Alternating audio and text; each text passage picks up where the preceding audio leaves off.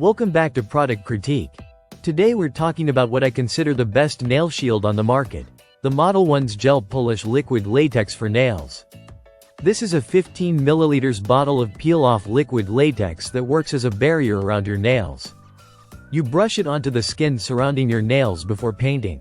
It catches any excess polish, glitter, or pigment.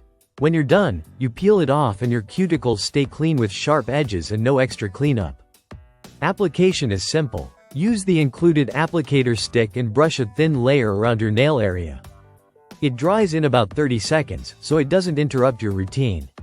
The formula is made from natural latex, non-toxic, and gentle on the skin. There's no added fragrance, just a mild natural rubber scent. This is useful for beginners and professionals. It helps with stamping, ombre designs, glitter application, water marbling, airbrushing, and even powder chrome or pigment work. Once dry, it forms a thin, flexible film that peels off cleanly in one piece.